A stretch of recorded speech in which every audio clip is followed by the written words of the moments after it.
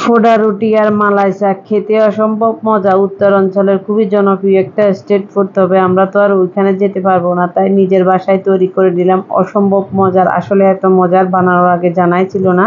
তো চলুন তৈরি করে নিই। প্রথমে আমি দুধটাকে জাল করে নিয়েছি, এখানে হাফ লিটার দুধ আছে, এটাকে জাল দিয়ে প্রায় 1.5 কাপের মতো করে নিচ্ছি। তারপরে এখানে যখন বলক উঠে আসছে দিয়ে দিচ্ছি 1.5 টেবিল চামচের মতো চা পাতা।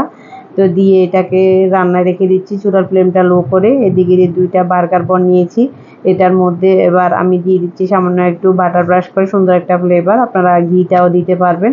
তারপরে দিয়ে দিচ্ছি কনডেন্স মিল্ক। কনডেন্স মিল্কটা বেশি দিবেন না, এটা পুড়ে পুড়ে চুলাটা নষ্ট হয়, আবার সবগুলো নিচে পড়ে যায়।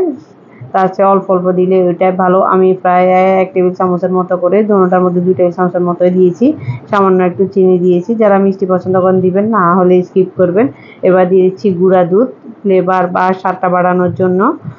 তো শুধু কনডেন্স মিল্ক দিলেও হবে। তো এরপর এবার আমি চুলার ফ্লেমটা একদম লোতে করে পুড়িয়ে নিচ্ছি। বাটারটাও একটু কমিয়ে দিবেন, তাহলে এভাবে জোরে জোরে সবগুলো পড়ে যায়, পোড়াটা কম হয়। তো আমার পোড়া রুটিটা হয়ে গেল। এবার মালাই ছাঁটা রেডি করার পালা।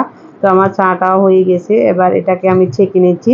ছেঁকে যেহেতু মালাই চা বলছি, এখানে আবার নতুন করে আমি কনডেন্স মিল্ক দিয়েছি, আগে চিনি দিইনি। তারপর দিয়ে দিচ্ছি গুঁড়া দুধ, দিয়ে আবারও কিছুক্ষণ জাল দিয়ে আমাদের তৈরি হয়ে গেল মালাই চা। তবে আমি দুধের সরটা দিতে ভুলে গিয়েছিলাম, আপনারা দুধের সরটা দিয়ে খাবেন। তো রেসিপিটা যদি কোথাও একটু ভালো লেগে থাকে তাহলে চ্যানেলটি সাবস্ক্রাইব করে পাশে থাকবেন, আর বেশি বেশি করে লাইক কমেন্ট শেয়ার করে পাশেই থাকবেন। দেখা হবে অন্য কোনো রেসিপি নিয়ে। ভালো থাকুন, সুস্থ থাকুন। আল্লাহ হাফেজ। বাসায় তৈরি করে দেখেন, অসম্ভব মজার এই মালাই চা আর পোড়া রুটি। টাটা। শুভ সন্ধ্যায় খুব জমে যায়।